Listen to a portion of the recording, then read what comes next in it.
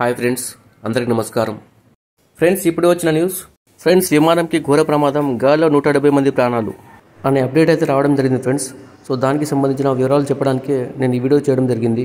Video నచ్చితే వీడియోకు like ఇచ్చి నన్ను సపోర్ట్ చేయండి. అలాగే నా ఛానల్ సబ్స్క్రైబ్ చేసి ఫాలో అవ్వండి. ఇటీవల తరచూ విమాన ప్రమాదాలు చోటు చేసుకుంటున్నాయి.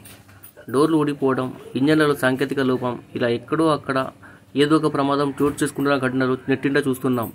తాజాగా మరోసారి అలాంటి ఘటన చోటు చేసుకుంది. విమానం టేకాఫ్ అయిన 10 నిమిషాలకే విమానం రెక్కలు దెబ్బతినడంతో వెంటనే ఫ్లైట్ ల్యాండ్ చేశారు. దాంతో పెను ప్రమాదం తప్పింది. ఒడిషా రాజధాని భువనేశ్వర్ నుంచి 170 మంది ప్రయాణికులతో బుధవారం మధ్యాహ్నం 1:45 విస్తారా ఎయిర్లైన్స్కు చెందిన విమానం ఢిల్లీకి బయలుదేరింది. అయితే విమానం టేకాఫ్ అయిన 10 నిమిషాలకే ప్రమాదానికి గురైంది. అకస్మాత్తుగా మేఘాలు కమ్ముకొని గాలివానతో వడగాళ్లు పడడంతో విమానం రెక్కలు దెబ్బతిన్నాయి. అది గమనించిన పైలట్ అప్రమత్తమయ్యాడు. వెంటనే భువనేశ్వర్ విమానాశ్రయం అధికారులకు సమాచారం ఇచ్చి రన్వేపై విమానాన్ని దించేశారు. దాంతో ప్రయాణికులంతా ఊపిరి పీల్చుకున్నారు. పైలట్ సమయస్ఫూర్తితో పెను ప్రమాదం తప్పిందన్నారు. విమానాశ్రయం సంచాలకుడు ప్రసన్న ప్రధాన్ ప్రయాణికులను విస్తార సంస్థకు చెందిన మరో విమానంలో ఢిల్లీ పంపించే ఏర్పాట్లు చేసినట్లు తెలిపారు.